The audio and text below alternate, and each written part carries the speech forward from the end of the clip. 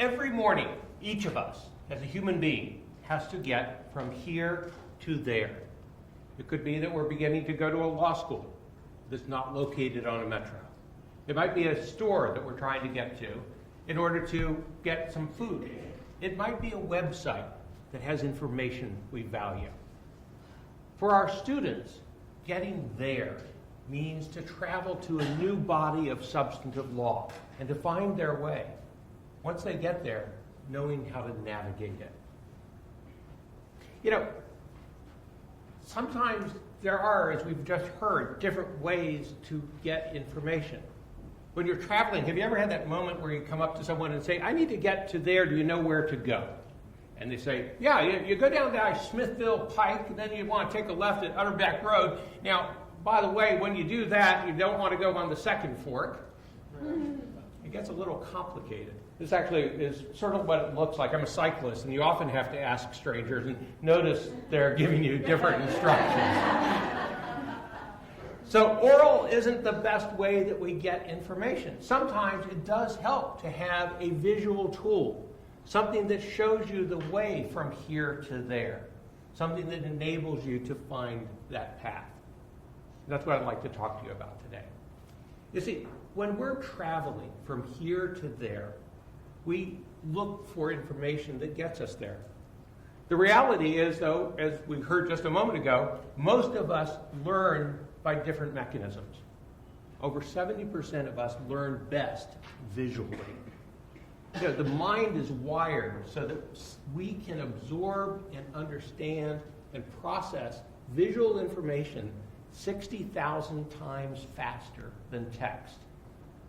And we know that people that learn by listening only represent 2 out of every 10 human beings. We learn best when we combine our methods of learning, not just by using text, not just by oral.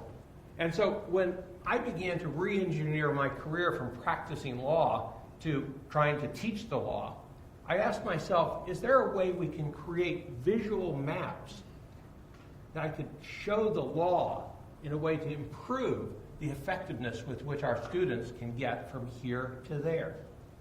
Is there a way that we could show a structure that allows them to navigate the complexity more effectively? Students learn best, all of us learn best, when we use both sides of our brain, the left side and the right side. How do I get there? And so I did like what all of us do. I grabbed a napkin. Napkins are not just for wiping your mouth or blowing your nose. They are one of the best inventions, at least the paper ones, for being able to transfer information, create brainstorming, come up with ideas, show the way from here to there. Napkins, however, have their limits. They're only so big. And as we get into conversations, we want to show complexity. We want to show progression. We want to show the evolution of ideas. And so as a lawyer that was practicing at the beginning of this century here in D.C., I had the biggest whiteboard of anyone in town, 6 feet by 8 feet, because I found I needed a big napkin to be able to show what I was doing in my deals. Just 2 days ago, I walked into a law firm. Their entire conference wall, 12 by 16 feet, is a whiteboard, because now they have to visualize the deals to be able to be effective in communicating with their teams and with their clients. But even whiteboards and blackboards that are big have their limits. They still have boundaries.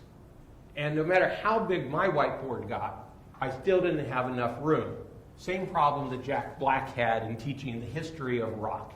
He just ran out of space to map that history. And so I and a small troop of other professors around the country are now creating, using, distributing visual information maps of the law in which we show the path from here to there. It's visual tools that engage with our students and enable them to use both their left side and their right side of the brain.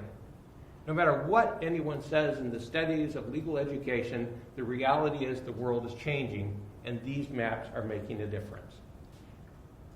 Here's one that I actually used at Georgetown last semester to show the faculty how I teach.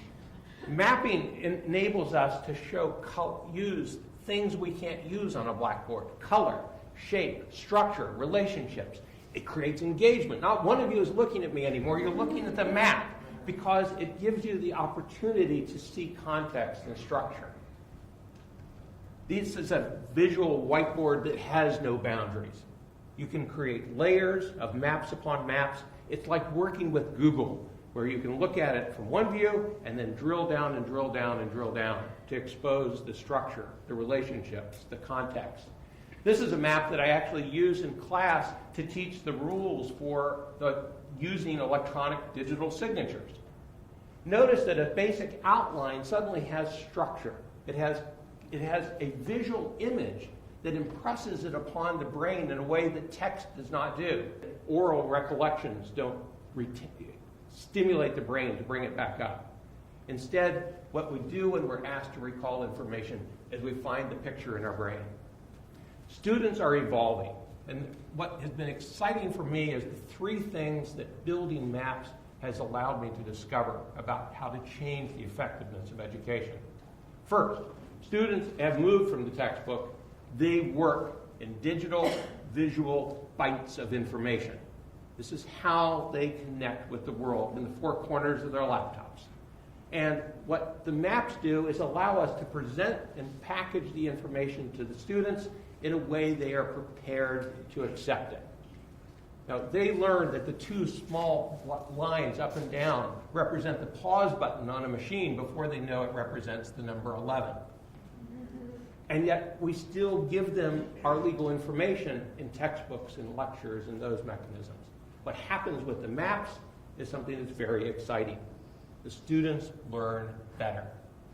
Studies have been done in K through 12, nursing schools, medical schools, and show students can acquire the knowledge, they can retain it, and they can recall it better. Heck, even Kaplan Bar Exam Review, there we go.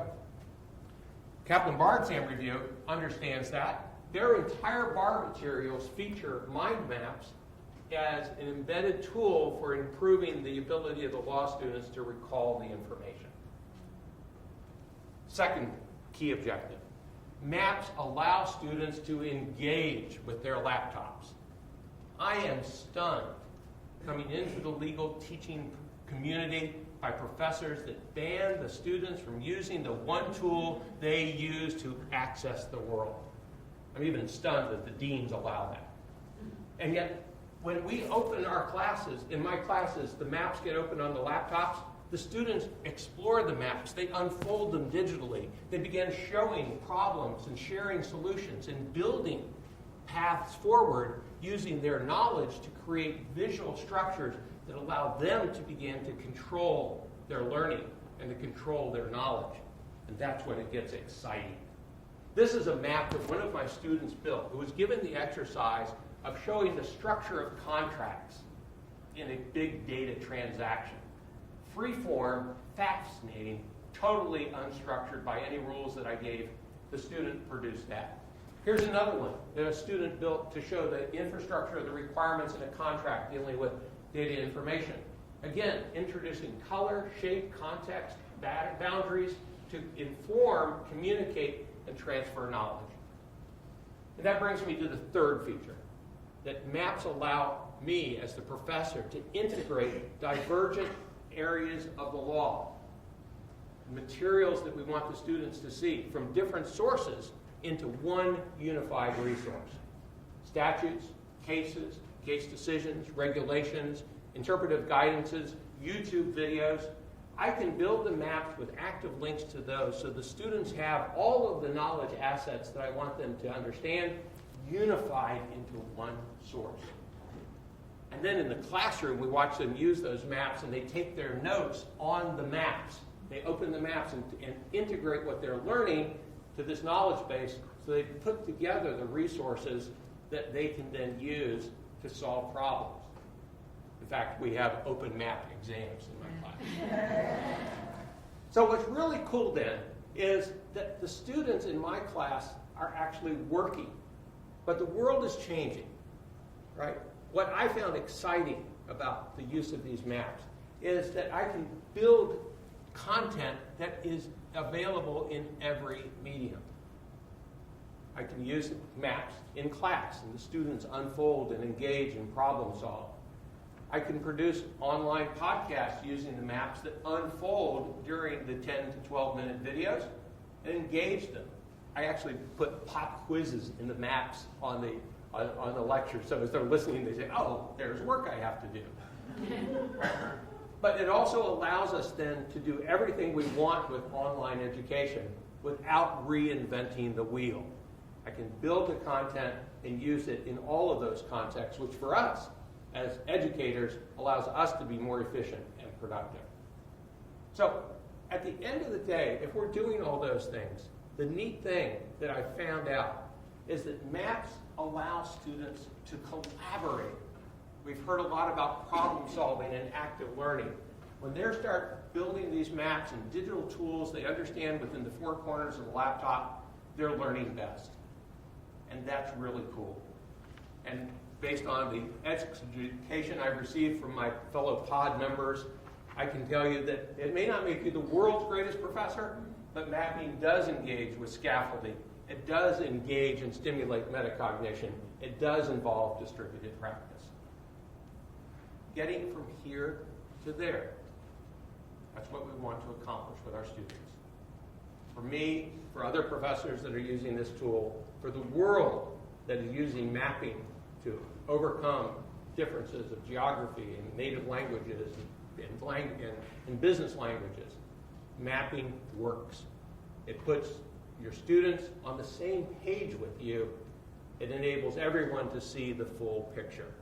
And it gives them tools that do not collect dust on the bottom shelf of their office, like their casebooks, which may have already been resold, but for the ones that they do keep. Instead, these are tools they can use to get from here to there throughout their career. And some of my students are already telling me that they're using their maps in their first year of practice. What a satisfying accomplishment. Thank you.